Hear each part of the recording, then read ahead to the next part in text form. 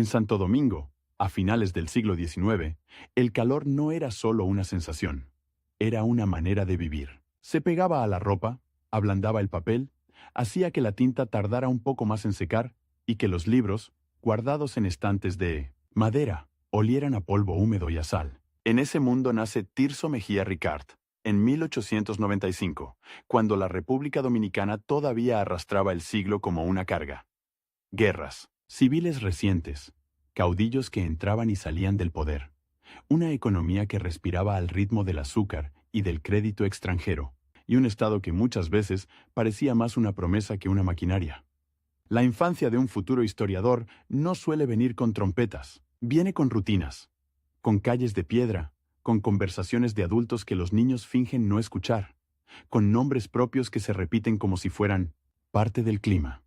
Presidentes, generales, ministros, los de tal familia, los de tal bando, y sobre todo con papeles. Porque en un país donde la autoridad cambia de manos con frecuencia, el papel se vuelve un arma silenciosa. Un decreto puede salvar o condenar. Una carta puede abrir una puerta o cerrarla para siempre. Un registro puede convertir a alguien en ciudadano o dejarlo flotando en la nada. Mejía Ricart crece en una cultura donde la palabra escrita tiene prestigio, pero también peligro. La República Dominicana de su juventud es un lugar donde se discute de soberanía con la misma intensidad con la que se discute de precios, de cosechas, de deudas, y donde el pasado no es un museo, es un campo de batalla. Cada facción necesita una genealogía, una justificación, una versión de lo ocurrido. La historia, allí, no es solo memoria, es munición. En esos años, el país vive bajo la sombra de una tutela financiera que se va volviendo cada vez más pesada. Desde principios del siglo XX, la presión de Estados Unidos sobre las aduanas dominicanas y sobre la deuda externa se convierte en una presencia constante. Las aduanas, ese lugar aparentemente técnico donde se cuentan sacos y se sellan manifiestos, son en realidad el corazón del Estado.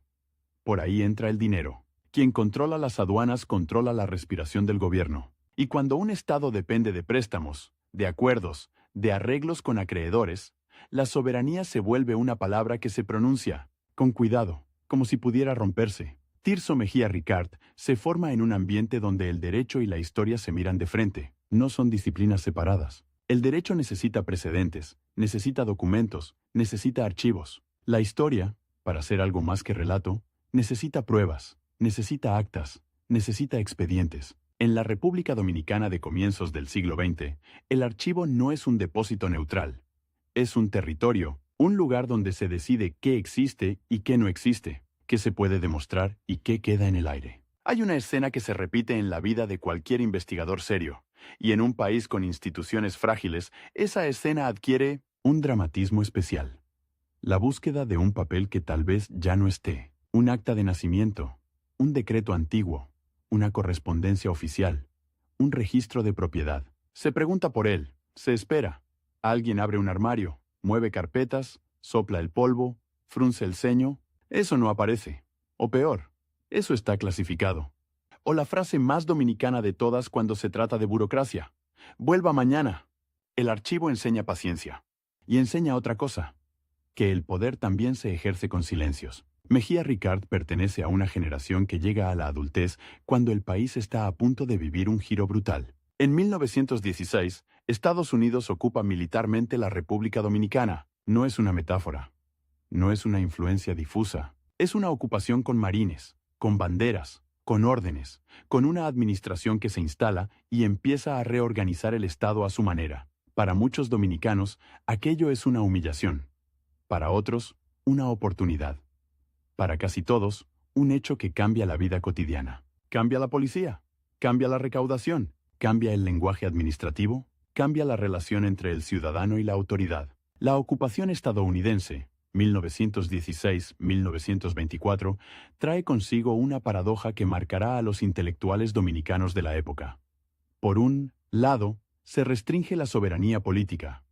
Por otro, se modernizan ciertos mecanismos del Estado. Se centralizan procedimientos, se ordenan cuentas, se crean estructuras más estables. Y en ese proceso, el papel vuelve a ser protagonista. Se producen reglamentos, se levantan censos, se reorganizan oficinas, se archiva, se sella, se clasifica, Se crea una burocracia más sistemática y con ella una nueva forma de control. Para un joven con vocación de estudio, ese mundo es una escuela involuntaria, porque el estado ocupado necesita registrarlo todo. Y registrar es escribir, es dejar huella, es producir documentos que, años después, serán material de historiador, pero también es imponer una versión oficial de la realidad. ¿Quién manda? ¿Quién obedece? ¿Qué se considera legal? ¿Qué se considera orden? En esos años, la vida intelectual dominicana no desaparece. Se tensa, se vuelve más política, más nerviosa. Los periódicos, los círculos de discusión, las aulas, se convierten en espacios donde se debate el sentido de la nación. ¿Qué significa ser dominicano cuando un poder extranjero administra tu territorio? ¿Dónde está la continuidad histórica? ¿En qué momento se perdió el control? ¿Quiénes son los responsables? Y sobre todo, ¿qué pasado se invoca para resistir? Ahí aparece el archivo como un lugar casi sagrado, porque cuando el presente está intervenido, el pasado se convierte en refugio y en arma. Se buscan documentos de la independencia, de la restauración, de los tratados, de las constituciones. Se citan próceres, se desempolvan discursos, se reconstruyen episodios para demostrar que la nación tiene raíces, que no es un accidente. Y en esa tarea, el historiador no es un espectador, es un proveedor de legitimidad. Tirso Mejía Ricart se va perfilando como un hombre de pluma disciplinada, de método, de respeto por el documento. No es el tipo de intelectual que vive solo de la oratoria o del brillo momentáneo. Su mundo es el de la lectura lenta, el de la comparación de fuentes, el de la nota al margen, el de la fecha exacta, el de la firma al pie, el de la pregunta silenciosa. ¿Dónde está la prueba? Pero esa disciplina no nace en el vacío. Nace en una República Dominicana, donde el documento puede ser frágil, donde los archivos pueden haber sufrido incendios, traslados, descuidos, donde un cambio de gobierno puede significar que se pierdan cajas enteras, que se extravíen expedientes, que se reordenen papeles con criterios políticos. El historiador dominicano aprende pronto que su trabajo no es solo interpretar, es rescatar. Y rescatar implica negociar con instituciones, con funcionarios, con guardianes de llaves. La ocupación también introduce una estética administrativa distinta. Formularios, sellos, procedimientos. Una manera de entender el Estado como máquina. Para un joven que se mueve entre el derecho y la historia, esa máquina es fascinante y alarmante a la vez. Fascinante porque promete estabilidad, continuidad, archivo. Alarmante porque esa estabilidad viene de fuera, y porque la máquina no pregunta por la sensibilidad nacional. Pregunta por la eficiencia. En las calles de Santo Domingo, mientras tanto, la vida sigue con su mezcla de rutina y tensión. El puerto con su actividad constante. Los comercios. Los cafés donde se habla de política en voz baja. Las oficinas donde se aprende a esperar. Y en algún lugar, en una mesa de madera, un joven Mejía Ricart inclina la cabeza sobre un texto. Copia una cita, subraya un párrafo, y siente esa atracción particular por el pasado. No como nostalgia, sino como estructura, como esqueleto del presente. La historiografía dominicana de principios del siglo XX está atravesada por una necesidad urgente. Definir un relato nacional coherente no es casual. Un país pequeño, con intervenciones extranjeras, con crisis recurrentes, necesita contarse a sí mismo de una manera que le dé sentido, y esa necesidad se vuelve más intensa cuando la soberanía está en entredicho. La historia se convierte en un espejo donde se busca dignidad, pero el espejo puede deformar, y ahí está el peligro. Porque cuando la historia se usa para sostener una idea de nación, se corre el riesgo de seleccionar, de omitir, de exagerar. El archivo, que debería ser un lugar de pruebas, puede convertirse en un almacén de argumentos. Y el historiador, si no se cuida, puede terminar escribiendo no lo que encuentra, sino lo que conviene. Mejía Ricart entra en la vida intelectual con esa tensión ya instalada en el aire. Su formación se da en un país donde el prestigio del letrado es alto, pero donde el letrado también es requerido por el Estado. El abogado redacta leyes, asesora gobiernos, ocupa cargos. El historiador escribe discursos, prepara conmemoraciones, legitima instituciones. En la República Dominicana, la frontera entre el escritorio académico y la oficina pública es porosa, a veces inexistente.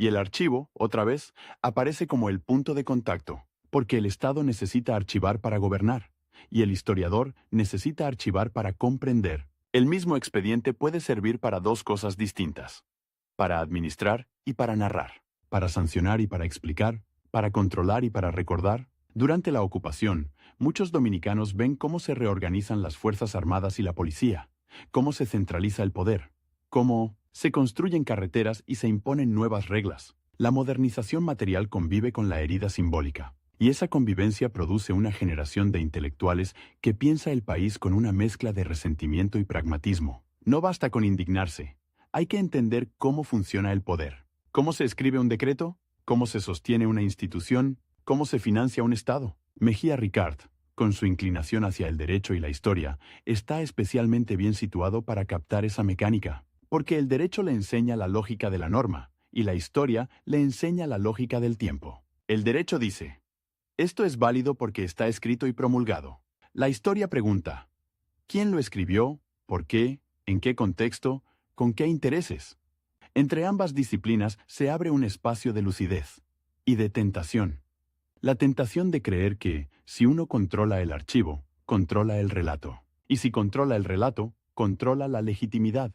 En 1924 termina la ocupación estadounidense, se retiran los marines. Vuelven los gobiernos dominicanos, el país respira de otra manera, como si se quitara un peso del pecho. Pero la retirada no borra lo ocurrido. Quedan instituciones reorganizadas, quedan hábitos administrativos, quedan estructuras de seguridad que no desaparecen de la noche a la mañana.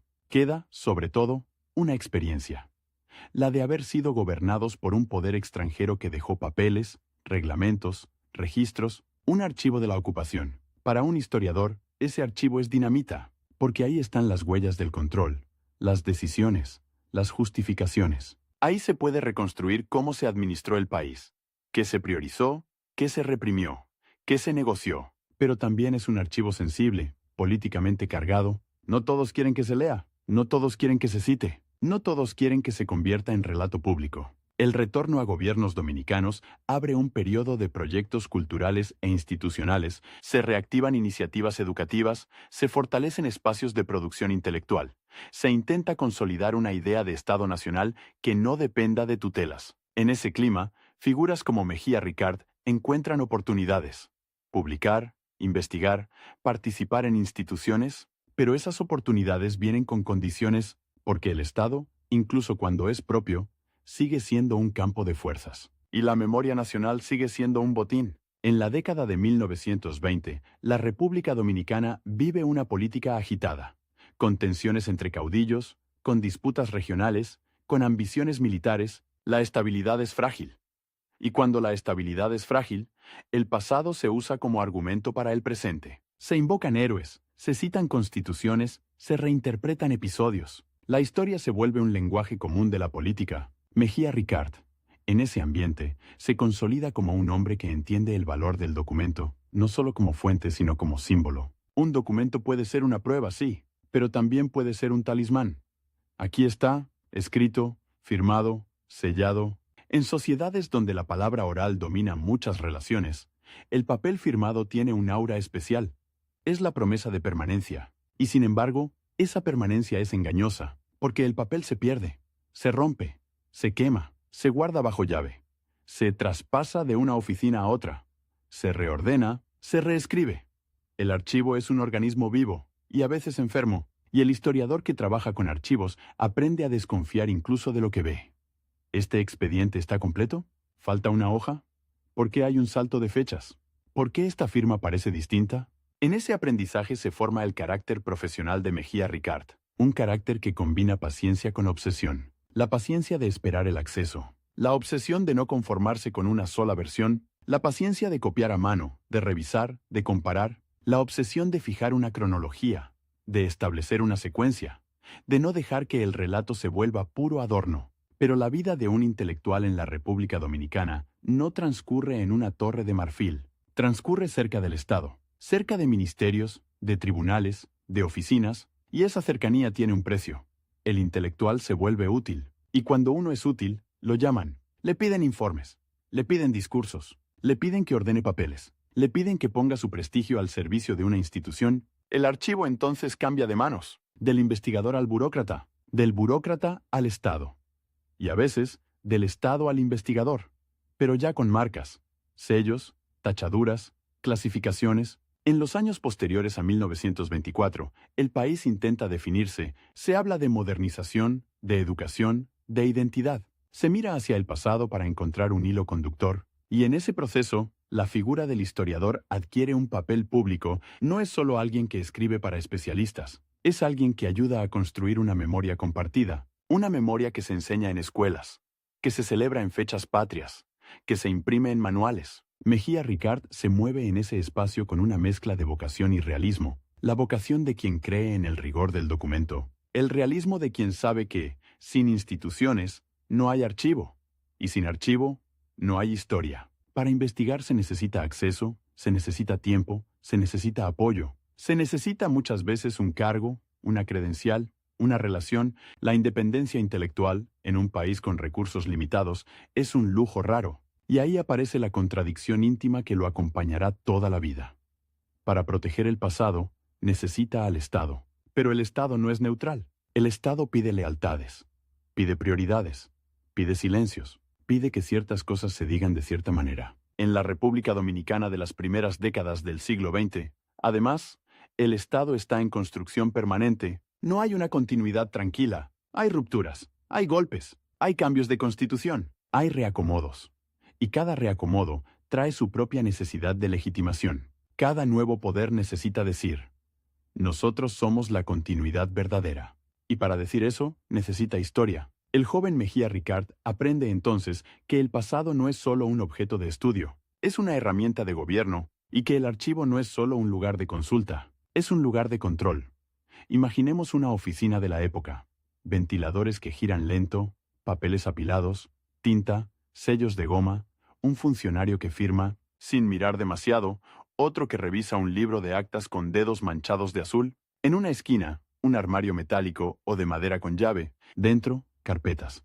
Algunas con etiquetas claras, otras sin nada. Algunas con documentos que se consultan a menudo, otras que nadie abre en años. Y en ese armario, la historia duerme. O se esconde. Mejía Ricard se forma en esa materialidad. La historia no es solo ideas, es papel, es caligrafía, es sello, es el sonido de una hoja al pasar, es el olor de un expediente viejo, es la sensación de encontrar por fin una carta que confirma una fecha, un nombre, un hecho. Es también la frustración de descubrir que falta justo la página clave. En esos años, la República Dominicana vive una tensión constante entre lo local y lo externo. El azúcar conecta al país con mercados internacionales. La deuda conecta al gobierno con bancos y diplomacias. La ocupación dejó una huella de dependencia y de resentimiento. Y en ese contexto, la historia nacional se convierte en un acto de afirmación. Se escribe para decir, aquí estamos. Se escribe para demostrar continuidad. Se escribe para reclamar dignidad.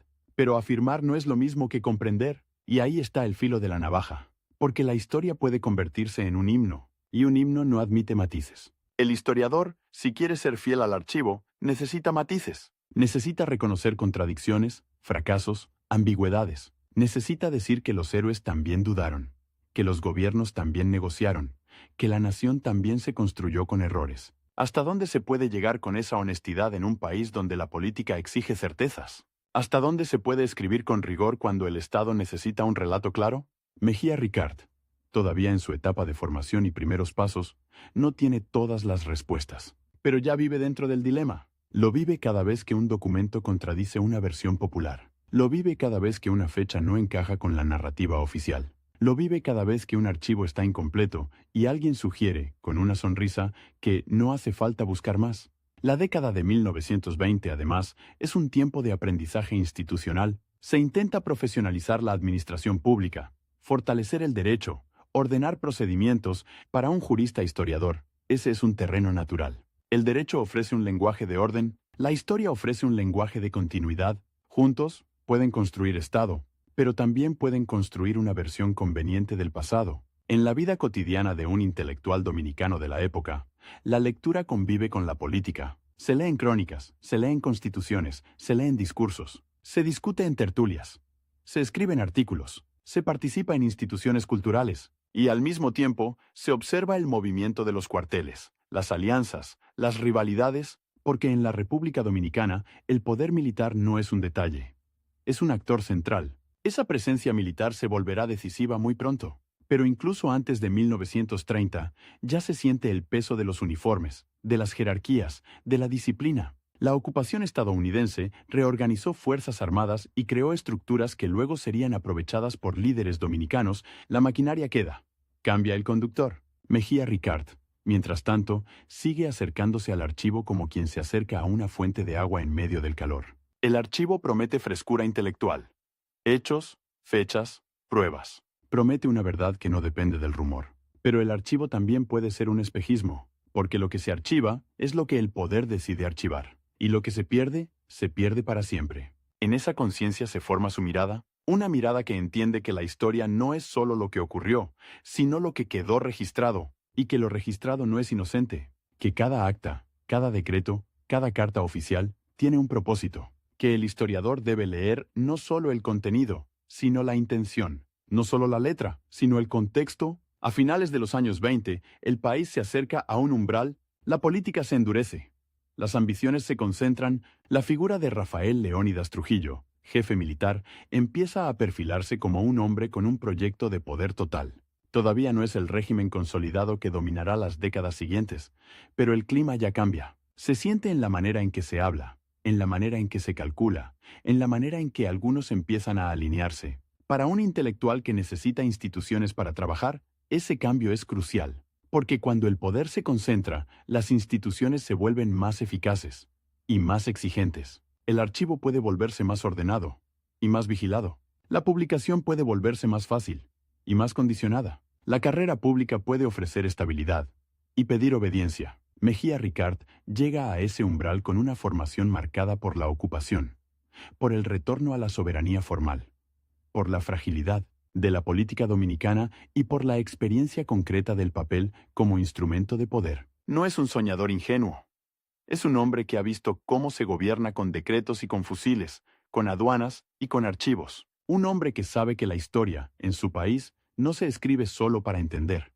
Se escribe para sostener. Y en algún lugar, en una carpeta que cambia de manos, está el germen de todo lo que vendrá. Una carpeta con documentos que hablan de soberanía y de intervención, de reformas y de crisis, de nombres que pronto serán celebrados y otros que serán borrados. Una carpeta que puede estar en un escritorio de investigador hoy y mañana en un armario oficial con llave. Una carpeta que, sin hacer ruido, decide qué pasado será visible y cuál quedará en sombra. Tirso Mejía Ricard, todavía antes de la gran consolidación del trujillismo, ya camina por esa frontera. La frontera entre el rigor y la utilidad, entre el archivo como verdad y el archivo como herramienta, entre la pluma que busca fijar hechos y la pluma que, sin darse cuenta, puede empezar a fijar versiones. En la República Dominicana, el pasado no espera pacientemente a ser contado, el pasado exige ser usado. Y el joven historiador, con su disciplina y su ambición institucional, está a punto de entrar en el lugar donde esa exigencia se convierte en norma. El regreso a los gobiernos dominicanos después de 1924 no fue una fiesta larga, de esas que se recuerdan por la música y el ron, sino un amanecer con resaca. La sensación de haber recuperado la casa. Sí, pero con los muebles movidos por otros, con cerraduras nuevas, con hábitos impuestos que ya se habían metido en la piel.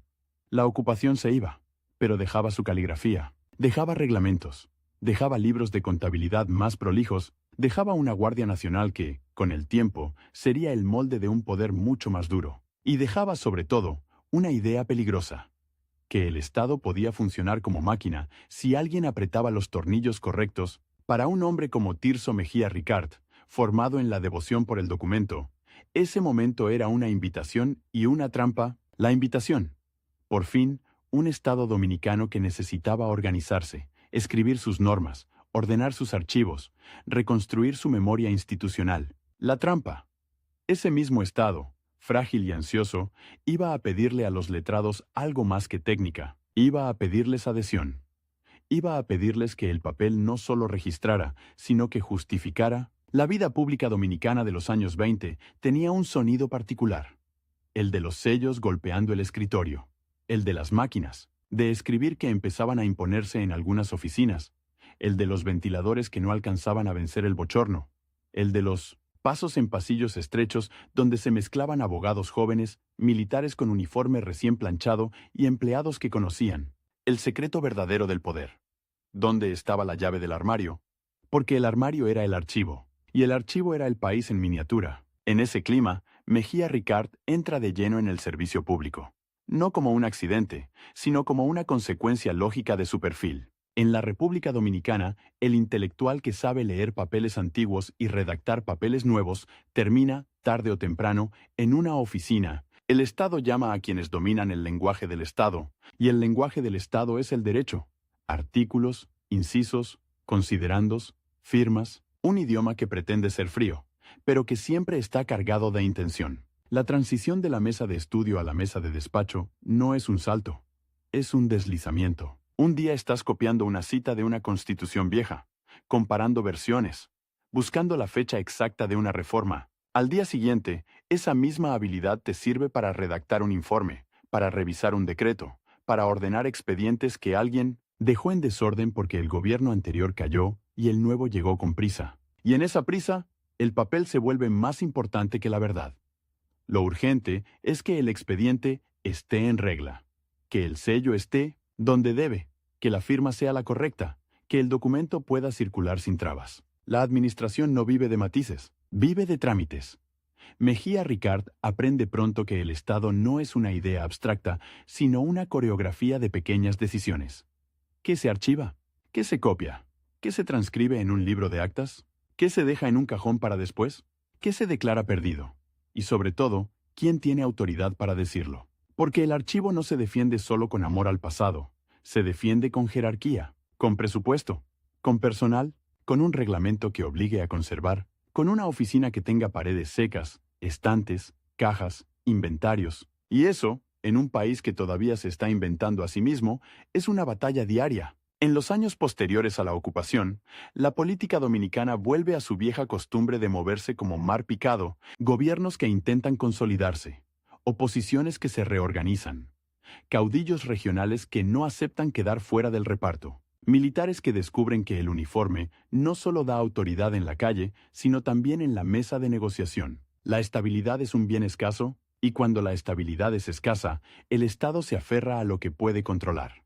El papel. Ahí el historiador jurista se vuelve útil, porque el papel necesita intérpretes, necesita gente que sepa qué significa una cláusula, cómo se cita una ley, cómo se arma un expediente que resista una impugnación, y también necesita gente que sepa contar una continuidad.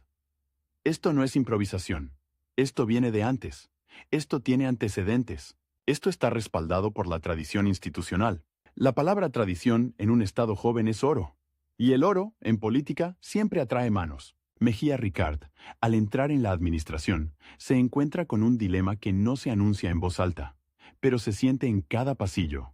El rigor es lento, el gobierno es rápido.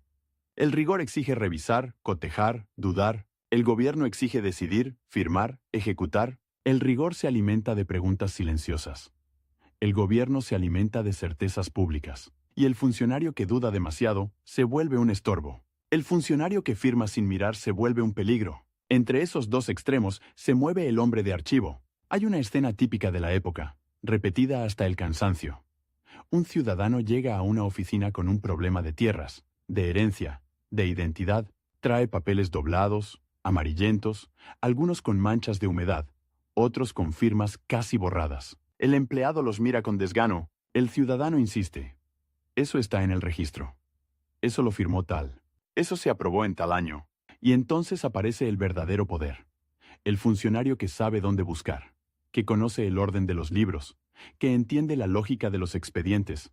Ese funcionario puede resolver o puede hundir, puede decir sí, aquí está, o puede decir no aparece. Y en esa frase, no aparece, cabe un mundo entero de arbitrariedad. Mejía Ricard, con su formación, tiende a creer que el documento debe mandar. Pero el servicio público le enseña que el documento también obedece. Obedece a la cadena de mando. Obedece a la conveniencia.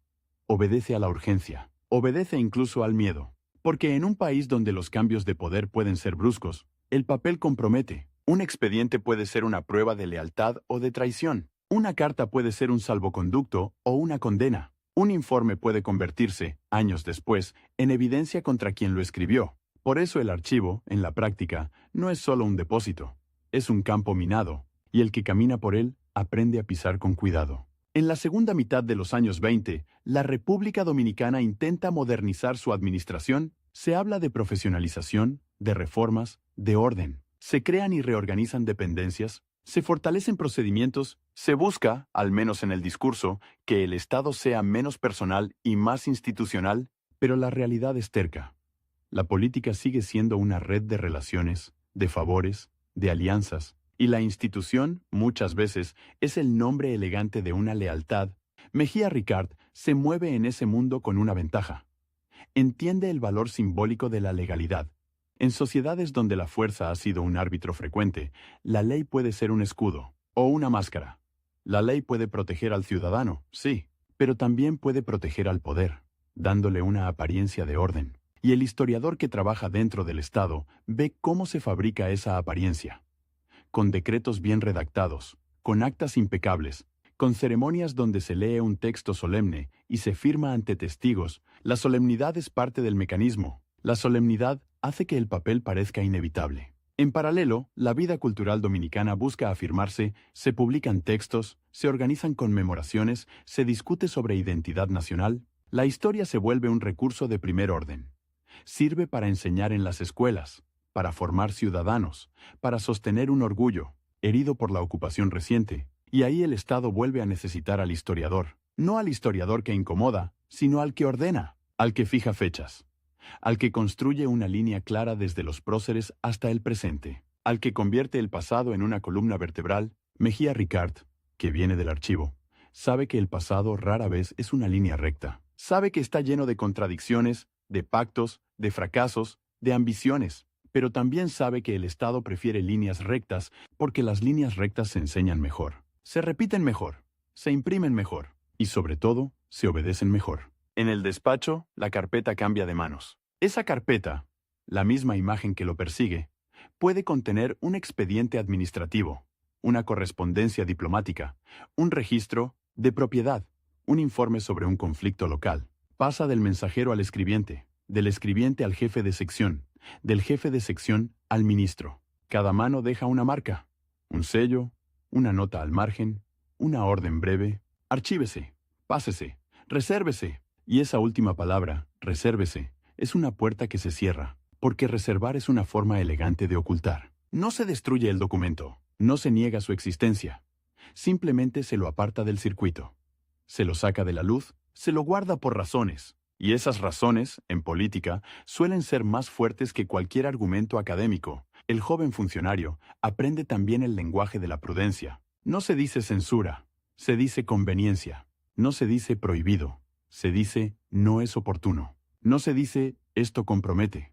Se dice, esto puede malinterpretarse.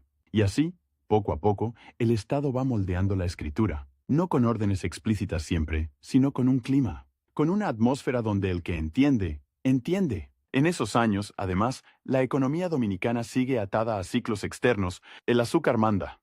Los precios suben y bajan lejos, en mercados que no hablan español, y cuando la economía tiembla, la política tiembla. Los gobiernos necesitan recursos, necesitan crédito, necesitan estabilidad. Y la estabilidad, otra vez, se busca con control. Control de aduanas, control de fuerzas armadas, control de la administración, control del relato. Mejía Ricard, desde su lugar, ve cómo el Estado intenta presentarse como continuidad, como orden, como destino, y ve también cómo esa continuidad se construye con papeles. Un decreto puede reescribir una institución, una ley puede cambiar el sentido de una práctica, un reglamento puede imponer una disciplina nueva, y el archivo registra todo eso, pero no como un espejo neutral. Lo registra desde el punto de vista del poder. El archivo estatal es, por definición, la memoria del Estado sobre sí mismo. Ahí aparece una tensión que no se resuelve con buena voluntad. El historiador necesita el archivo estatal para escribir historia nacional. Pero el archivo estatal está escrito por el Estado, para el Estado. Es una memoria interesada. Una memoria que omite lo que no conviene, que exagera lo que legitima, que calla lo que mancha. El historiador serio lo sabe, y sin embargo, no tiene otro lugar donde buscar con la misma densidad documental. La historia dominicana, como la de tantos países, está atrapada en los papeles del poder. En la práctica cotidiana, eso significa que el historiador funcionario vive entre dos fidelidades. La fidelidad al documento, que exige decir lo que el papel muestra, incluso si incomoda, y la fidelidad a la institución, que exige proteger la imagen del Estado, incluso si el papel revela grietas. A veces esas fidelidades coinciden, a veces chocan. Y cuando chocan, el choque no siempre es dramático, no siempre es un escándalo. Muchas veces es un pequeño ajuste, una frase suavizada, una cita omitida, una nota que se deja para un trabajo futuro. El futuro, en política, es un cajón profundo. La década avanza y el clima se vuelve más áspero. La República Dominicana no ha salido del todo de la lógica del caudillismo, pero ahora ese caudillismo tiene herramientas modernas, una fuerza armada más organizada, una administración más centralizada, una experiencia reciente de control extranjero que dejó métodos, y en ese caldo se mueve Rafael Leónidas Trujillo, que no aparece como un poeta del poder, sino como un técnico de la disciplina, un hombre que entiende que mandar no es solo dar órdenes, es controlar los canales por donde circula la obediencia, y uno de esos canales es el papel. Antes de 1930, Trujillo ya es una figura clave en el aparato militar. Su ascenso no es un relámpago aislado. Es el resultado de una estructura que la ocupación ayudó a consolidar. La Guardia Nacional, convertida luego en ejército, crea una carrera, una jerarquía, una mentalidad, y esa mentalidad es la de la obediencia vertical. La obediencia vertical es enemiga natural del archivo abierto, porque el archivo abierto permite comparar, discutir, cuestionar. La obediencia vertical prefiere el documento como orden, no como evidencia. Mejía Ricard, desde su posición de letrado, percibe el cambio en el aire. No hace falta que alguien lo anuncie. Se nota en la manera en que ciertos nombres empiezan a pronunciarse con cuidado, se nota en la forma en que algunos funcionarios se vuelven más cautelosos con lo que dejan por escrito, se nota en la velocidad con que se tramitan ciertas decisiones, se nota en el respeto creciente hacia el uniforme, y se nota también en el archivo. Algunos expedientes se vuelven sensibles. Algunas carpetas empiezan a viajar menos. Algunas llaves cambian de bolsillo. El servicio público, para Mejía Ricard, no es solo un empleo. Es una escuela de poder. Aprende que el Estado no se sostiene únicamente con leyes, sino con rutinas, con horarios, con formularios, con registros, con la repetición. La repetición crea normalidad. Y la normalidad crea legitimidad. Un Estado que repite sus procedimientos parece inevitable. Y lo inevitable se acepta. Pero esa misma repetición puede convertirse en una máquina de silencios, porque si el procedimiento dice que algo no procede, entonces no procede. Si el reglamento dice que un documento es reservado, entonces es reservado. Si el superior ordena no se remita, entonces no se remite. Y el funcionario que quiere hacer carrera aprende a no chocar con la máquina, aprende a moverse dentro de ella, aprende a ser parte de su engranaje. Mejía Ricard, sin embargo, no es un burócrata sin alma. Su relación con el papel no es solo instrumental. Hay en él una fe en la escritura como forma de fijar el tiempo, una fe en que el documento, bien leído, puede rescatar al país de la improvisación. Porque la improvisación es una enfermedad nacional en muchos estados jóvenes.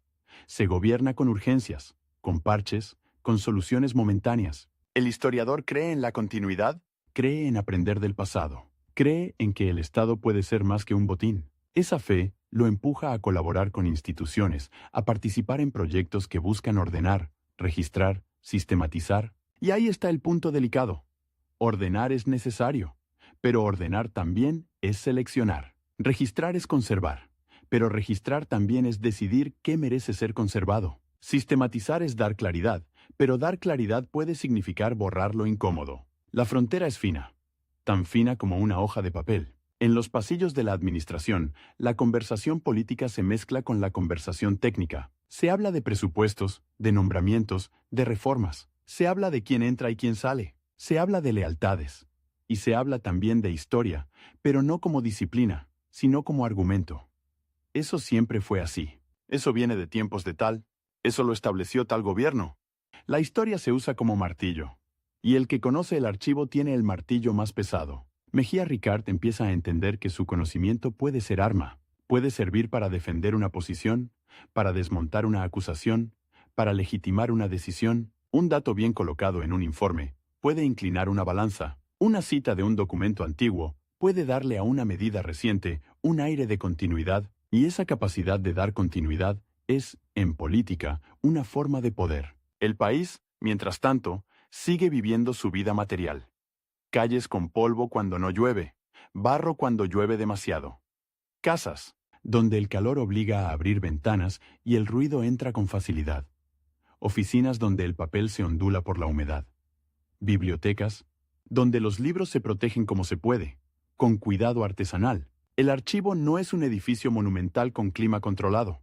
Muchas veces es una habitación con estantes, con cajas, con insectos que amenazan la celulosa, con empleados que hacen lo que pueden, con un presupuesto que nunca alcanza. Y en esa precariedad, la conservación depende de personas concretas, de su disciplina, de su interés, de su miedo, porque el miedo también conserva. A veces se guarda un expediente no por respeto a la historia, sino por temor a destruir una prueba. A veces se esconde un documento no por desprecio al público, sino por miedo a que alguien lo use. El archivo, en países de política intensa, es un lugar donde el miedo se archiva junto con el papel. Mejía Ricard, al moverse entre investigación y administración, se convierte en un hombre de doble mirada. Mira el documento como fuente histórica, pero también como pieza administrativa. Mira una carta antigua y piensa en su contexto, pero también piensa en su efecto si se cita hoy. Mira un decreto y ve su estructura legal, pero también ve su intención política. Esa doble mirada es una ventaja intelectual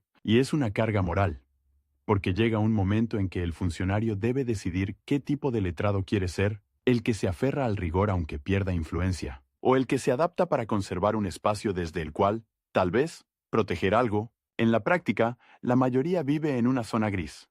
Cede aquí, resiste allá, negocia siempre. La negociación se vuelve un modo de vida. En la República Dominicana de finales de los años 20, esa zona gris se estrecha, la política se polariza, las ambiciones se endurecen, el aparato militar, cada vez más central, se convierte en árbitro, y el Estado, que parecía buscar institucionalidad, empieza a inclinarse hacia la concentración. La concentración tiene una lógica simple: menos voces, menos dudas, menos archivos abiertos. Mejía Ricard, que necesita instituciones para investigar y publicar, siente la atracción de esa concentración.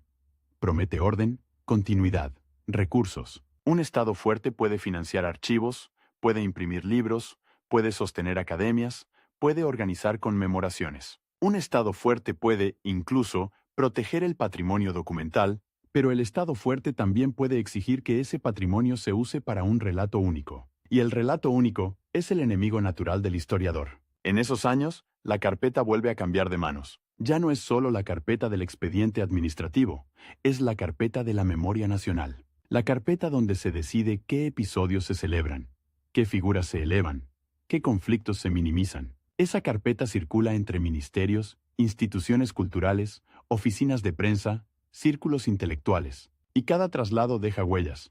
Una recomendación, una corrección, una sugerencia de tono, más patriótico, más sobrio.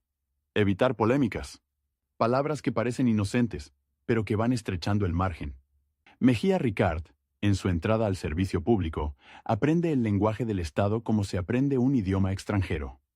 Primero con torpeza, luego con fluidez, finalmente con acento propio. Aprende a escribir para que lo entiendan los superiores, para que lo acepten los colegas, para que lo firme quien debe firmarlo. Aprende a medir cada adjetivo. Aprende que un adjetivo puede ser una declaración política. Aprende que la neutralidad, en ciertos contextos, se interpreta como oposición, y sin embargo, sigue siendo un hombre de archivo. Eso significa que, incluso cuando escribe con prudencia, su mente vuelve al documento original, a la fecha exacta, a la firma auténtica, a la versión completa, a lo que falta. Porque el archivo enseña una obsesión. La de lo ausente, lo que no está en la carpeta, la hoja arrancada, el anexo que se menciona pero no aparece, el expediente que debería existir y no existe. Esa ausencia es una sombra que acompaña al historiador y lo vuelve desconfiado. Y la desconfianza, en un Estado que busca disciplina, es una cualidad peligrosa. La vida pública dominicana, en ese tramo, se acelera hacia 1930. No como un tren anunciado con silbato, sino como una corriente que va ganando fuerza. Se sienten los cambios en la administración, en el ejército, en la prensa. Se siente que el país está a punto de entrar en otra etapa. Una etapa donde el Estado no solo administrará, sino que narrará. Donde el Estado no solo gobernará, sino que definirá qué debe recordarse. Mejía Ricard llega a ese borde con una carrera que ya lo ha colocado dentro de la maquinaria. Ya conoce los pasillos, ya conoce el peso de un sello, ya sabe que una carpeta puede ser más peligrosa que un arma si contiene lo que no debe circular. Ya ha visto cómo la historia se usa para sostener decisiones presentes. Ya ha sentido la presión suave, casi invisible, de escribir de un modo que no incomode. Y aún así, el archivo sigue llamándolo con su promesa de verdad. Una promesa que no es romántica, sino técnica. La verdad como consistencia documental, como coherencia de fuentes, como prueba. Esa promesa es lo que lo distingue de los propagandistas puros. Pero esa misma promesa lo ata al Estado, porque el Estado es el gran productor y guardián de documentos. Sin Estado no hay archivo nacional. Sin archivo nacional, la historia se vuelve rumor. Así se va cerrando el círculo. El historiador necesita al Estado para rescatar el pasado.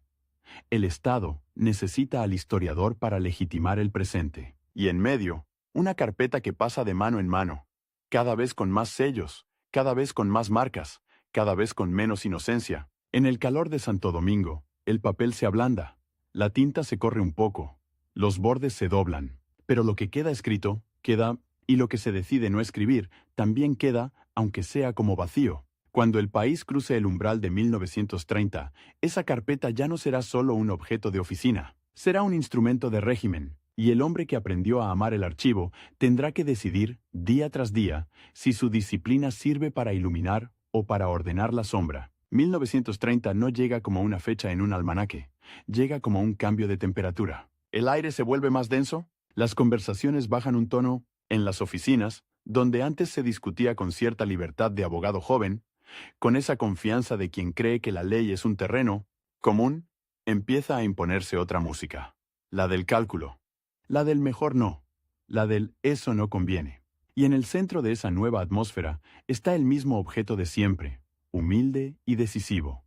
Una carpeta de cartón, con cordel, con hojas numeradas a lápiz, con sellos que se superponen como capas geológicas. La carpeta que antes era trámite, ahora es destino. El ascenso de Rafael Leónidas Trujillo reconfigura todo, pero no lo hace de golpe, como un portazo. Lo hace como se aprieta un tornillo, vuelta a vuelta. Trujillo entiende algo que los caudillos anteriores intuían sin dominarlo: que el poder moderno no se sostiene solo con hombres armados, sino con papeles, con registros, con listas, con expedientes, con una administración que no se limita a ejecutar órdenes, sino que produce una realidad escrita donde la orden parece natural, inevitable, legal, y ahí, para un hombre como Tirso Mejía Ricard, el terreno se vuelve resbaladizo, porque su oficio, historiador, jurista, hombre de archivo, es precisamente el oficio que el nuevo Estado necesita para volverse sólido. Un régimen personalista no se presenta como capricho, se presenta como continuidad, como restauración, como destino nacional. Y esa continuidad se fabrica con documentos, con ceremonias, con conmemoraciones, con libros, con discursos que citan el pasado como: si el pasado hubiera estado esperando este presente. En Santo Domingo, el Estado empieza a hablar con una sola voz, pero esa voz necesita gramática, necesita sintaxis, necesita citas, necesita fechas, necesita un relato que no parezca improvisado. Y el relato, para ser creíble, debe oler a archivo, a papel viejo, a tinta seca, a acta notarial. Debe sonar a según consta, a visto y considerando, a en virtud de. El régimen no solo manda, redacta. La vida institucional de los años 30 se llena de gestos que parecen administrativos y son políticos. Un nombramiento no es solo un puesto, es una señal. Una reorganización de oficina no es solo eficiencia, es control. Un reglamento de acceso a documentos no es solo orden, es filtro. Y el filtro, en un país donde la memoria es un campo de batalla, decide quién puede mirar y quién debe creer. Mejía Ricard, ya curtido en la lógica del despacho, sabe leer esos signos. Sabe que cuando una carpeta se marca como reservada, no se está protegiendo un papel, se está protegiendo una versión. Sabe que cuando un expediente no aparece, no siempre es porque se perdió en la humedad o en el desorden. A veces se perdió en una voluntad, y sabe también que el archivo, ese lugar que él imagina como templo del rigor, puede convertirse en una aduana. Se deja pasar lo que conviene, se retiene lo que estorba. El trujillismo construye instituciones culturales y administrativas con una energía que impresiona. Se crean organismos, se fortalecen dependencias, se imprime, se celebra, se inaugura. Hay una estética del orden. Uniformes impecables, actos públicos, banderas, retratos, placas. Y en paralelo, una estética del papel. Decretos, memorias, informes, publicaciones oficiales. El Estado se vuelve productor de texto. Y el texto se vuelve productor de Estado. Para el historiador, eso tiene un lado tentador. Un Estado que imprime es un Estado que permite circular ideas, aunque sea bajo vigilancia. Un Estado que organiza archivos, o dice organizarlos, es un Estado que promete acceso, método, conservación, un Estado que financia bibliotecas, academias, conmemoraciones, abre espacios donde el intelectual puede trabajar, publicar, ser leído. En un país donde durante décadas la precariedad había sido norma, esa infraestructura parece una oportunidad histórica, pero la oportunidad viene con condiciones, y las condiciones no siempre se escriben. No hace falta una orden explícita para entender el nuevo clima. Basta con observar cómo se comportan los demás. Cómo un colega baja la voz al mencionar un nombre, cómo un funcionario revisa 2 veces una carta antes de enviarla, cómo un director de oficina pide que ciertos documentos se guarden aparte. Cómo se instala la costumbre de hacer copias, una para el expediente, otra para el superior, otra para seguridad. La copia, en un régimen que vigila, es una forma de control y también una forma de miedo. Si todo queda copiado, todo puede volverse prueba. El archivo entonces deja de ser solo memoria y se convierte en mecanismo, un mecanismo que clasifica no solo papeles, sino personas. Porque el expediente no es únicamente un conjunto de documentos. Es una biografía administrativa, un rastro, un perfil, una historia escrita por otros. Y en el trujillismo, esa historia puede ser usada para premiar o para destruir. Mejía Ricard se mueve en ese mundo con la disciplina del jurista y la paciencia del historiador. Su herramienta es la misma: la lectura minuciosa, la comparación, el detalle. Pero el detalle, en tiempos de control, puede ser peligroso. El que sabe demasiado se vuelve incómodo. El que recuerda demasiado se vuelve sospechoso. El que conserva papeles que otros preferirían olvidar se vuelve un riesgo, y sin embargo, el régimen necesita precisamente a los que saben, necesita a los que pueden darle forma a una memoria nacional que funcione como columna vertebral. Porque un poder que pretende durar no puede vivir solo de la fuerza.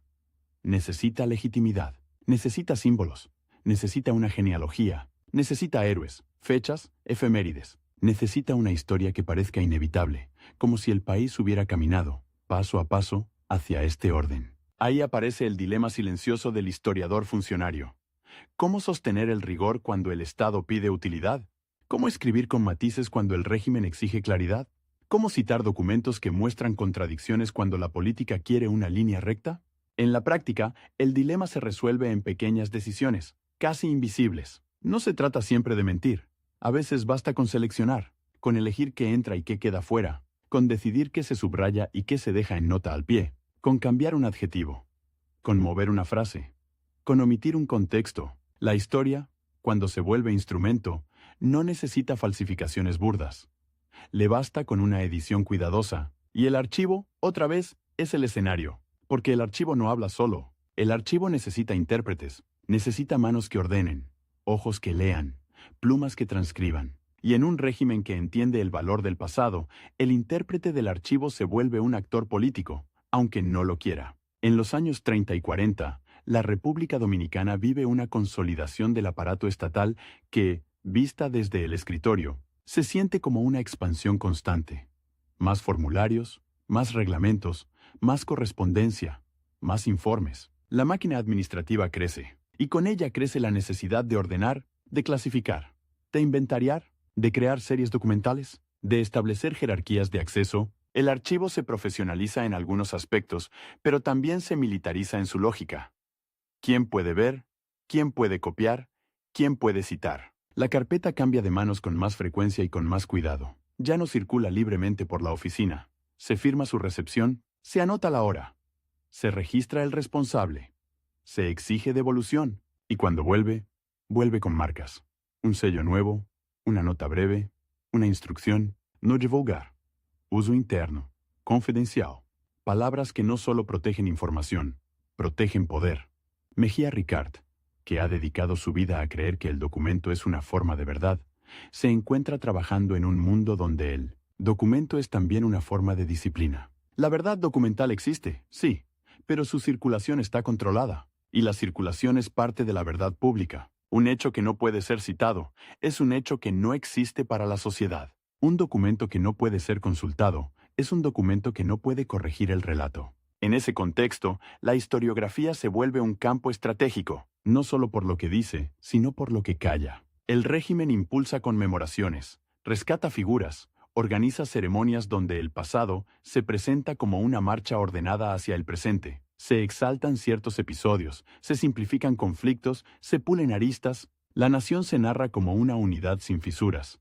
Y las fisuras, las guerras civiles, las traiciones, las ambiciones, las violencias, se convierten en ruido que conviene bajar. El historiador que trabaja cerca del Estado aprende a reconocer el tipo de pasado que se premia. Un pasado heroico, claro, edificante. Un pasado donde los próceres son estatuas, no hombres. Donde las decisiones son puras, no negociadas. Donde la política es virtud, no interés. Ese pasado es útil porque enseña obediencia.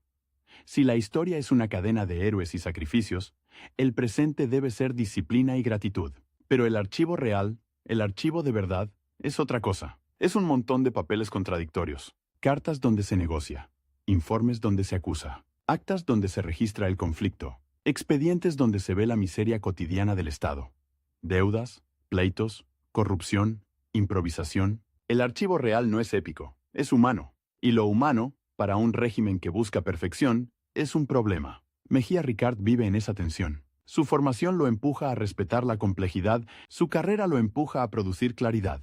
Y la claridad, en política, suele ser una forma de simplificación. En el despacho, la presión no siempre llega como amenaza. A veces llega como elogio, como invitación, como reconocimiento. Usted que conoce el pasado, usted que sabe ordenar, usted que escribe con autoridad, el elogio es una cuerda suave. No aprieta de inmediato, pero ata, porque el reconocimiento estatal trae recursos, acceso a documentos, posibilidad de publicar, respaldo institucional, y el intelectual, que necesita tiempo, papel, imprenta, lectores, sabe que sin ese respaldo, su obra puede quedar en manuscrito, en cajón, en promesa. El trujillismo entiende esa economía de la cultura. No necesita encarcelar a todos. Le basta con administrar oportunidades, con abrir puertas a unos y cerrarlas a otros, con convertir la publicación en privilegio, con hacer que el archivo sea un premio, no un derecho. El que se alinea, investiga. El que incomoda, espera. Y esperar, para un historiador, es perder años. Perder fuentes, perder impulso, perder vida. La autocensura se instala como una forma de higiene profesional. No se escribe lo que puede traer problemas. No se cita lo que puede interpretarse como crítica. No se insiste en lo que puede malentenderse. Y el malentendido, en un régimen personalista, no es un debate académico. Es una sospecha. Y la sospecha, en un Estado que vigila, es una sentencia social. Mejía Ricard, como tantos intelectuales de su tiempo, se mueve en un terreno donde cada frase tiene peso. Una frase puede ser leída como lealtad o como desafío. Un silencio puede ser interpretado como prudencia o como complicidad. Y la complicidad, a veces, no es un acto consciente. Es una suma de pequeñas adaptaciones. El archivo, mientras tanto, sigue siendo un lugar físico, con sus miserias materiales, el calor que ablanda el cartón, la humedad que mancha las esquinas, los insectos que amenazan los bordes, el polvo que se mete en la garganta, los estantes que crujen, los libros de actas con lomos gastados, las hojas que se pegan entre sí. La conservación depende de manos concretas, de un empleado que decide ventilar, de otro que decide encuadernar, de un jefe que decide pedir presupuesto, y el presupuesto, en un régimen que invierte en símbolos, puede llegar. Si el símbolo sirve, conservar documentos puede ser un acto de servicio público, y también puede ser un acto de control, porque conservar no es neutral. Conservar es decidir que algo merece existir en el futuro, y el futuro, en un régimen que piensa en su propia eternidad, es un territorio político. En las décadas de 1930 a 1950, el aparato cultural del Estado se consolida, se institucionaliza la producción de memoria, se crean espacios donde la historia se enseña, se publica, se celebra, y el historiador que participa en ese aparato se convierte, quiera o no, en parte de una maquinaria de legitimación, no porque escriba propaganda en cada línea, sino porque su trabajo, su autoridad, su método, su prestigio, puede ser usado para dar credibilidad a un relato oficial. La credibilidad es el recurso más valioso. Un panfleto se nota. Un texto con apariencia de rigor, con citas, con notas, con tono sobrio, convence. Y el régimen necesita convencer, sobre todo a las clases educadas, a los funcionarios, a los maestros, a los estudiantes. Necesita que la obediencia no sea solo miedo, sino convicción. Que la disciplina no sea solo imposición, sino sentido nacional. Mejía Ricard, hombre de pluma disciplinada, se encuentra en el centro de esa demanda. Su estilo, preciso, documental, es ideal para construir una historia que parezca indiscutible. Y ahí está la paradoja íntima. El rigor, que debería abrir el pasado, puede ser usado para cerrarlo. La técnica, que debería iluminar, puede ser usada para sellar. En el día a día, eso se traduce en escenas pequeñas. Un manuscrito que vuelve con observaciones, no necesariamente tachaduras brutales. A veces son sugerencias. Mejor así, más conveniente. Evitar polémica.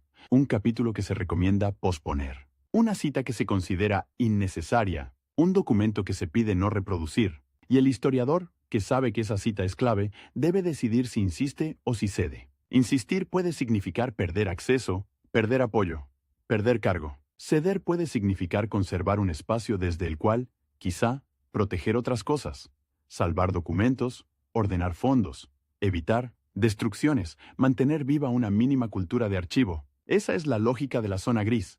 Se sacrifica una verdad pública para conservar una verdad privada, guardada en caja, esperando tiempos mejores. Pero los tiempos mejores, en regímenes largos, se vuelven una promesa que envejece. El trujillismo no solo controla el presente, reordena el pasado, reescribe genealogías, redefine héroes, reinterpreta episodios. La historia nacional se convierte en un espejo donde el régimen quiere verse como culminación, y para eso necesita que el espejo no tenga manchas. Las manchas son los conflictos internos, las resistencias, las contradicciones. Las manchas son los documentos que muestran otra versión. Por eso el archivo se vuelve un lugar sensible. No basta con tener documentos, hay que administrarlos. Hay que decidir qué se muestra en una exposición, qué se cita en un discurso, qué se publica en una colección. Hay que decidir qué se guarda bajo llave. Y la llave, en un estado centralizado, no es metáfora.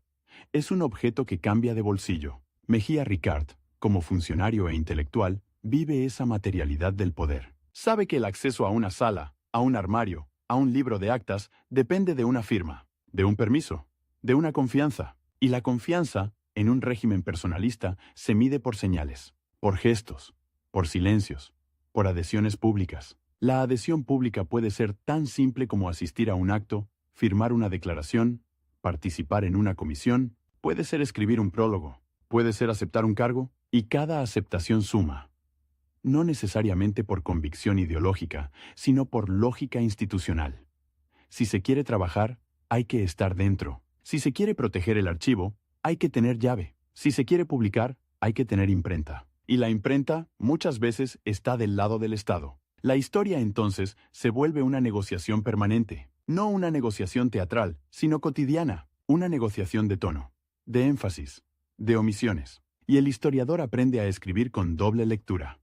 Una para el público, otra para el archivo. Una para la circulación, otra para la conciencia. En ese mundo, el documento adquiere una segunda vida. Ya no es solo fuente, es prueba de lealtad. Un informe puede ser leído no por su contenido, sino por su intención. Una cita puede ser interpretada como guiño. Una referencia puede ser vista como desafío. Y el historiador, que antes buscaba precisión, ahora debe buscar también inocuidad. Debe escribir de modo que el texto no se vuelva contra él. La inocuidad es enemiga del pensamiento crítico, pero es aliada de la supervivencia. Y la supervivencia, en un régimen largo, se vuelve una forma de carrera. Se sobrevive para seguir trabajando. Se sobrevive para seguir ordenando. Se sobrevive para seguir guardando papeles que, quizá, algún día servirán para contar otra historia. Mientras tanto, el país vive bajo una estética de grandeza oficial. Se levantan monumentos, se organizan celebraciones, se imprimen libros con papel mejor que el de antes, se distribuyen textos en escuelas. La historia se vuelve parte del currículo, parte de la formación cívica, y ahí el relato oficial se incrusta en generaciones, no como mentira evidente, sino como versión dominante, como sentido común. El historiador que participa en esa producción sabe que el sentido común es más fuerte que cualquier documento, porque el documento necesita ser leído.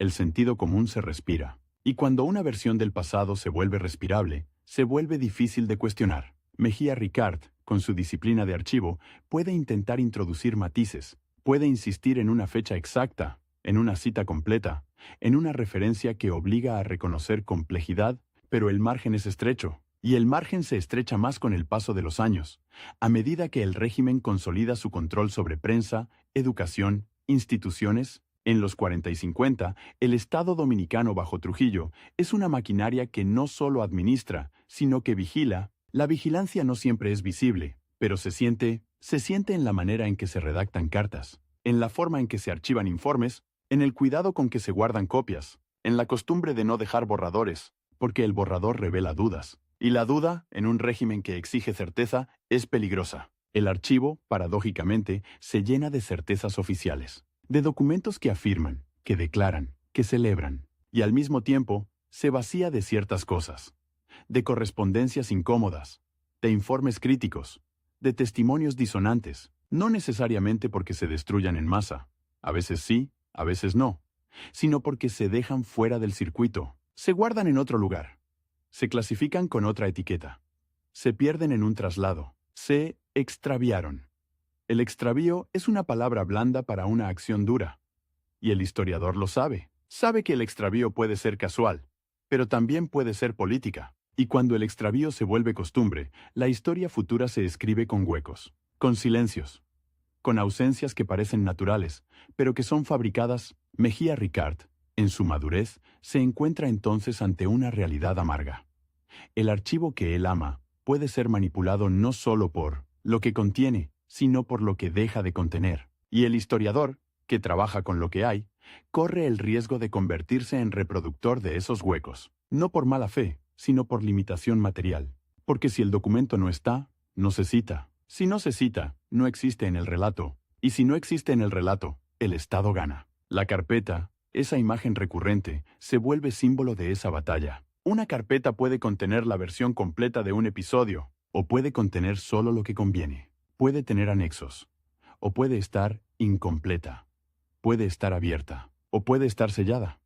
Y el sello, en el trujillismo, no es solo un timbre, es una frontera. En ese contexto, la ética del historiador se vuelve una ética de la supervivencia del documento. A veces la resistencia no es publicar una denuncia, imposible o suicida, sino conservar un papel, evitar que se pierda, guardarlo en una caja correcta, hacer una copia, anotar una referencia, dejar una pista, porque la pista es una forma de futuro. Un historiador que no puede decirlo todo, puede al menos dejar señales para que otro, en otro tiempo, lo encuentre. Pero esa estrategia también tiene su costo, porque mientras se guardan pistas, el relato oficial se consolida. Mientras se espera un futuro, el presente se educa con una versión única. Y el historiador, al participar en instituciones del Estado, contribuye, aunque sea indirectamente, a esa consolidación, no por escribir consignas, sino por dar forma, por dar método, por dar autoridad. La autoridad es el punto clave. Un régimen puede imponer miedo, pero necesita autoridad para durar en la memoria. Necesita que, cuando se hable del pasado, se hable con su vocabulario, con sus categorías, con sus héroes, con sus silencios. Y el historiador, si adopta ese vocabulario, aunque sea por prudencia, ayuda a fijarlo. En los años finales del trujillismo, el espacio público está estrechado. La conversación se hace privada, la crítica se vuelve susurro, y el archivo, que debería ser espacio de consulta, se vuelve espacio de control. La carpeta pasa de mano en mano con una solemnidad casi ritual, como si cada traslado fuera un acto de Estado. Y lo es, porque cada traslado decide quién sabe qué. Mejía Ricard, ya con décadas de experiencia, conoce el peso de esa solemnidad, conoce el valor de una firma, conoce el poder de un sello, conoce la diferencia entre un documento para publicar y un documento para guardar. Conoce la distancia entre la historia que se escribe y la historia que se vive, y en esa distancia se juega su figura. El intelectual que busca fijar el pasado con rigor, pero que trabaja dentro de un Estado que exige un pasado útil. El hombre que necesita instituciones para investigar, pero que sabe que esas instituciones piden lealtad El archivista del tiempo que, sin quererlo, puede convertirse en arquitecto de una memoria oficial. La tragedia no es necesariamente un acto dramático, una ruptura visible. La tragedia es la acumulación, año tras año, carpeta tras carpeta, sello tras sello, hasta que un día el historiador mira su propia obra, su propia carrera, y entiende que el archivo que ayudó a ordenar también ayudó a cerrar, que la disciplina que defendió también sirvió para disciplinar, que la verdad del pasado, en manos del Estado, puede convertirse en una verdad administrada. Y aún así, en algún estante, en alguna caja, en algún inventario hecho con paciencia, quedan papeles que no encajan del todo en el relato, quedan cartas con tonos distintos, quedan actas con conflictos, quedan informes con grietas, quedan sobre todo referencias, números de expediente, fechas, nombres, lugares, pequeñas anclas. Porque el archivo, incluso controlado, nunca es perfecto. Siempre deja escapar algo. Siempre conserva algo que no estaba destinado a sobrevivir. Y ahí, en esa imperfección, se esconde una posibilidad. Que el futuro, cuando cambie el clima político, vuelva a abrir la carpeta y lea de otra manera. Pero para que esa posibilidad exista, alguien tuvo que conservar, alguien tuvo que ordenar, alguien tuvo que evitar el extravío. Y ese alguien, en medio de un régimen que quería un pasado dócil, podía ser precisamente un hombre como Tirso Mejía Ricard, el funcionario, que aprendió a hablar el idioma del Estado, y el historiador que nunca dejó de escuchar el murmullo obstinado del documento. 1961 no entra en Santo Domingo como una noticia más, entra como un golpe seco que deja zumbando los oídos. El asesinato de Trujillo no es solo el fin de un hombre, es el fin de una forma de respirar. Durante 3 décadas se había aprendido a medir las palabras, a doblar el papel con cuidado, a no dejar huellas innecesarias, y de pronto, en una noche, el aire cambia. No se vuelve libre de inmediato, se vuelve incierto. Y la incertidumbre, para un país acostumbrado a la obediencia administrada, es casi tan peligrosa como el miedo. En las oficinas públicas, donde el retrato había presidido paredes y conciencias, empieza un movimiento extraño. Manos que retiran, manos que guardan, manos que fingen que nunca colgaron nada. Los pasillos huelen a cera vieja y a papel removido. Los archivadores se abren con una prisa que no es profesional, sino defensiva. Se buscan expedientes, se esconden expedientes, se revisan expedientes. Y esa palabra, revisar, se vuelve un verbo con filo, porque revisar puede significar ordenar o borrar. Para un hombre como Tirso Mejía Ricard, que ha vivido la vida pública desde el lado donde el Estado se escribe, el cambio no es una fiesta, es un temblor. Porque cuando cae un régimen que hizo de la historia un instrumento, lo primero que se disputa no es el futuro, es el pasado. ¿Qué fue aquello? ¿Cómo se cuenta? ¿Quién queda manchado? ¿Quién queda salvado? ¿Qué se considera servicio y qué se considera complicidad?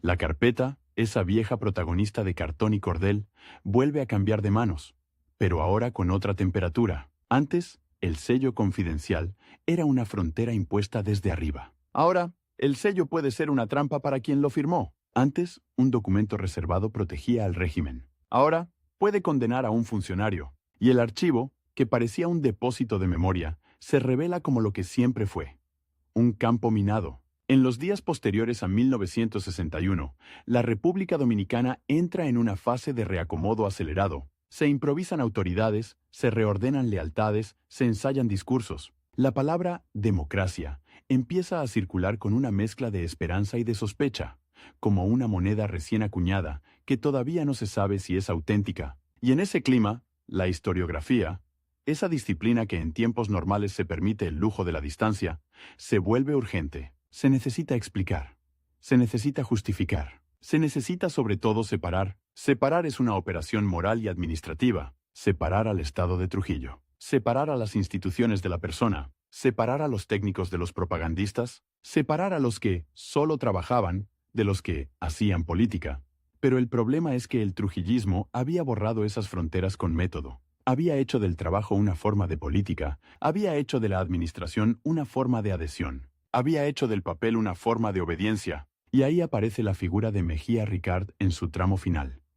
Un intelectual de archivo, un jurista habituado a la precisión, un servidor público que conocía el mecanismo desde adentro. Su vida profesional había transcurrido en esa zona donde la historia se redacta con tinta oficial, y ahora, cuando el país empieza a mirar hacia atrás con rabia y con hambre de verdad, esa tinta se vuelve sospechosa por definición. No se trata solo de lo que escribió, se trata de dónde lo escribió, con qué respaldo, bajo qué escudo, con qué silencios alrededor. El año 1961 abre una carrera contra el tiempo, no solo porque el país cambia rápido, sino porque los papeles también cambian rápido. Un archivo puede ser saqueado sin necesidad de violencia. Basta con que alguien tenga llave y prisa. Basta con que un empleado decida que esto conviene guardarlo en casa. Basta con que un superior ordene depurar, depurar. Otra palabra limpia para una acción sucia. Depurar es quitar impurezas. ¿Y qué es impureza en un Estado que quiere reinventarse? Todo lo que compromete, todo lo que contradice, todo lo que demuestra continuidad. En ese torbellino, el historiador funcionario se enfrenta a una tentación inversa a la de los años de consolidación del régimen. Antes, la presión era hacia la utilidad política del pasado. Ahora, la presión puede ser hacia la condena total, hacia la simplificación inversa. Convertir 30 años en un bloque uniforme, sin matices, sin zonas grises, sin responsabilidades compartidas, y esa simplificación también es peligrosa, porque borra la mecánica real del poder. Borra cómo se construyó, borra cómo se sostuvo, borra incluso cómo se infiltró en la vida cotidiana. El archivo, si sobrevive, puede contar esa mecánica, pero para contarla necesita integridad, necesita series completas, necesita correspondencias, necesita memorandos, necesita esos documentos menores que no parecen heroicos, pero que revelan el pulso del Estado. Una solicitud de presupuesto, una lista de personal, una circular de acceso, un oficio que ordena remitir copia. Ahí está el esqueleto del régimen, no en los discursos grandilocuentes, sino en la rutina. Mejía Ricard, ya mayor, con el desgaste de décadas de despacho y biblioteca, vive estos años finales con una doble carga. Por un lado, la experiencia. Sabe dónde están los papeles, sabe cómo se mueven, sabe qué significa que un expediente no aparezca. Por otro, la fragilidad. El tiempo biográfico no perdona. La energía no es la misma. La salud no es la misma. Y la velocidad de la historia, en 1961 y 1962, es brutal. En la calle, la gente aprende a hablar en voz alta otra vez, pero no sabe todavía qué palabras son seguras. En los cafés, en las esquinas, en las casas, se cuentan historias que antes se contaban en susurro. Aparecen nombres, aparecen acusaciones, aparecen memorias personales que chocan con la memoria oficial aprendida en la escuela, y ese choque produce una sensación extraña. Como si el país descubriera que había vivido dentro de un texto ajeno. Los intelectuales, los juristas, los profesores, los hombres de archivo, quedan en una posición incómoda, porque durante años el Estado había sido el gran editor, y ahora, de pronto, el editor desaparece o se debilita, y el manuscrito nacional queda lleno de tachaduras invisibles. ¿Qué se hace con eso? ¿Se reescribe desde cero? ¿Se corrige? ¿Se publica lo que estaba guardado? ¿Se destruye lo que compromete? La carpeta vuelve a ser destino, pero ahora destino de reputaciones. Una carpeta puede salvar a alguien si demuestra que se opuso, que advirtió, que dejó constancia. Una carpeta puede hundir a alguien si muestra adhesiones, firmas, elogios, participación en comisiones que hoy se leen como engranajes del culto. Y el problema es que la vida pública, en un régimen largo, está hecha de firmas, firmas rutinarias, firmas que en su momento eran trámite, firmas que ahora parecen juramentos. Mejía Ricard pertenece a una generación que aprendió a pensar el Estado como necesidad, un país intervenido, un país inestable, un país que buscaba instituciones. Para esa generación, el orden administrativo no era un capricho, era una promesa de modernidad, y el trujillismo, con su estética del orden, supo apropiarse de esa promesa. La convirtió en máscara, la convirtió en argumento, la convirtió en coartada. Por eso, cuando cae Trujillo, no cae solo un dictador, cae una narrativa de eficiencia, de estabilidad, de progreso administrado. Y quienes trabajaron en esa maquinaria quedan atrapados en una pregunta social que no se formula con delicadeza. ¿Dónde estabas tú mientras eso ocurría? El historiador, que debería responder con documentos, descubre que los documentos también pueden acusar y que el público no siempre quiere complejidad, quiere culpables claros, quiere héroes claros, quiere una línea recta, la misma línea recta que antes exigía el régimen, pero con signo contrario. En ese clima, el legado de Mejía Ricard se vuelve un objeto de disputa silenciosa, no necesariamente en tribunales, sino en conversaciones, en artículos, en pasillos universitarios, en sobremesas. Se mira su obra con lupa. Se buscan adjetivos. Se buscan omisiones. Se busca el tono. Porque el tono, en textos de historia, es una huella moral. Un tono puede delatar prudencia, puede delatar miedo, puede delatar adhesión, puede delatar también una estrategia. Decir lo máximo posible sin cruzar la línea. Y la línea, durante el trujillismo, no era una abstracción, era una frontera real, con consecuencias reales. La gente desaparecía. La gente era vigilada. La gente perdía trabajo, perdía acceso, perdía vida social. El archivo mismo podía convertirse en arma. Un expediente usado para chantaje, una carta usada para acusación, una nota usada para informar. En ese mundo, escribir historia no era solo un acto intelectual, era un acto de navegación. Después de 1961, esa navegación cambia de corriente. Ya no se trata de evitar el choque con el poder absoluto. Se trata de no ser arrastrado por la marea de la revancha y la reescritura apresurada. Porque el país necesita verdad, sí, pero también necesita método. Necesita distinguir entre documento y rumor, entre testimonio y propaganda inversa, entre memoria herida y reconstrucción rigurosa. Ahí, la figura del historiador de archivo podría ser valiosa. Podría. Pero la confianza está dañada, y el daño no se repara con títulos ni con cargos pasados. Se repara con transparencia, con apertura de fondos, con publicación de fuentes, con disposición a que otros revisen, contradigan, completen. El problema es que abrir archivos en un país que sale de una dictadura no es un gesto técnico, es un gesto político.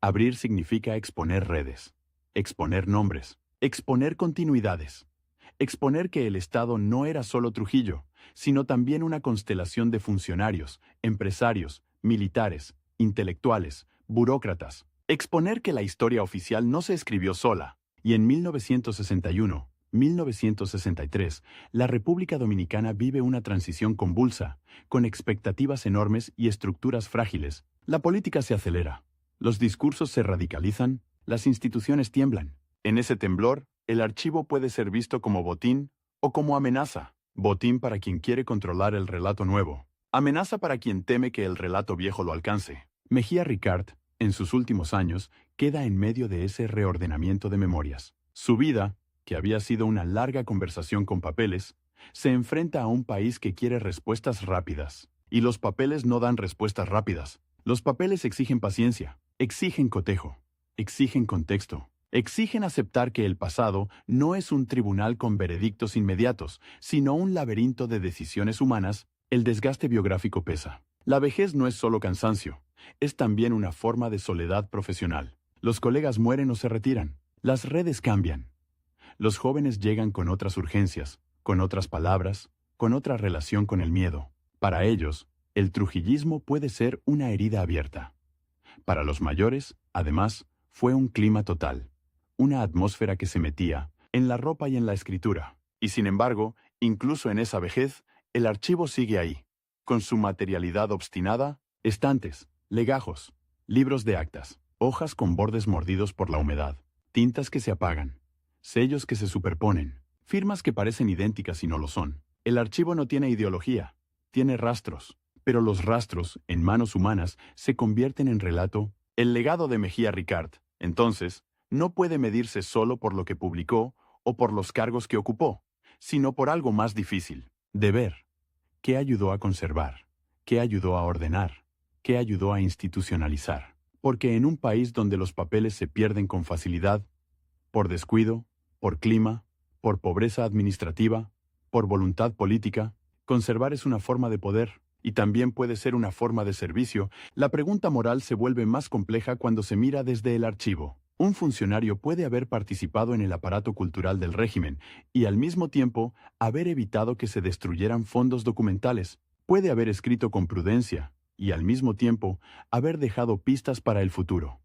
Referencias exactas, transcripciones fieles, inventarios que permiten reconstruir series. Puede haber cedido en el tono público y haber sido inflexible en la exactitud interna. Pero esa complejidad no siempre es aceptada por una sociedad que busca purificación. Tras 1961, la palabra trujillista se convierte en etiqueta totalizante. Y las etiquetas totalizantes son enemigas del archivo, porque el archivo vive de matices, vive de contradicciones, vive de la posibilidad de que una misma persona haya sido varias cosas a la vez: profesional, prudente, ambicioso, temeroso, útil, cuidadoso. En 1963, el país vuelve a estremecerse con nuevas crisis políticas. La transición no es lineal. La esperanza se mezcla con golpes, con tensiones, con violencia. Y en ese vaivén, la memoria nacional se reescribe una y otra vez. A veces con honestidad, a veces con oportunismo. Cada grupo necesita su versión. Cada gobierno necesita su legitimidad. Cada actor necesita limpiar su pasado. El historiador, si quiere ser fiel al oficio, debería resistir esa demanda de versiones instantáneas. Pero resistir requiere espacio público, requiere instituciones académicas relativamente autónomas, requiere imprentas que no dependan del favor político, requiere archivos accesibles. Y todo eso, en esos años, está en construcción o en disputa. Mejía Ricard muere en 1964. La fecha cae en un país que todavía no ha terminado de salir del túnel. Un país donde el pasado reciente es una herida que supura, y el pasado más lejano se usa como vendaje. Su muerte cierra una biografía, pero no cierra el debate sobre su lugar en la historia dominicana. Al contrario, lo abre. Porque cuando muere un hombre que fue a la vez historiador y estadista, lo que queda no es solo su obra, sino su posición, su ubicación en el mapa moral de una época. Y ese mapa, después de una dictadura, se redibuja con violencia. Se borran nombres, se rescatan nombres, se revaloran trayectorias, se condenan silencios. Se celebran gestos mínimos como si fueran heroicos, o se desprecia la prudencia como si fuera traición. La carpeta vuelve a aparecer, una vez más, como símbolo final. No la carpeta de un trámite cualquiera, sino la carpeta de una vida pública. Nombramientos, informes, publicaciones, correspondencias, actas de comisiones, notas de archivo. Una carpeta que, en manos de un investigador posterior, puede leerse de dos maneras: como prueba de participación en un aparato de legitimación, o como testimonio de un profesional que, dentro de límites estrechos, intentó sostener el rigor y salvar documentos. Y quizá la verdad esté en la incomodidad de que ambas lecturas pueden coexistir, porque el siglo XX dominicano obligó a muchos intelectuales a vivir en esa frontera donde el Estado era a la vez herramienta y amenaza, imprenta y censura, archivo y aduana. En esa frontera, la pureza es rara. Lo común es la negociación, la adaptación, el cálculo.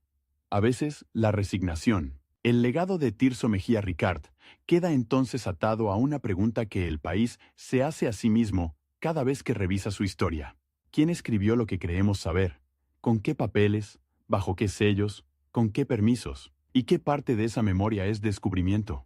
¿Y qué parte es administración? Porque el archivo no es solo un lugar, es una relación de fuerzas. Un documento puede dormir décadas y despertar de pronto. Cuando cambia el clima político, cuando alguien encuentra una referencia, cuando una caja se abre, cuando un inventario viejo guía a una mano nueva. Y en ese despertar, el pasado se vuelve menos dócil. Tal vez ahí, en esa posibilidad de despertar, se juega la medida más justa de un historiador que también fue funcionario. No en la perfección moral, imposible en tiempos de control, sino en la supervivencia de las huellas, en que, pese a sellos, pese a clasificaciones, pese a prudencias, algo haya quedado, algo verificable, algo que permita, a quien venga después, reconstruir lo que el Estado quiso fijar, y también lo que quiso ocultar. La carpeta cambia de manos una última vez, ya no del investigador al burócrata, ni del burócrata al Estado, sino del Estado a la posteridad. Y la posteridad, cuando es seria, no se conforma con una versión. Abre, lee, compara, huele el papel, mira el sello, busca el anexo que falta, y entiende, con una mezcla de fascinación y desasosiego, que en la República Dominicana del siglo XX, la historia no fue solo un relato sobre el poder, fue una de sus herramientas más finas, y quienes la escribieron, incluso con disciplina y amor por el documento, caminaron siempre sobre una cuerda tensa, tendida entre la verdad y la utilidad.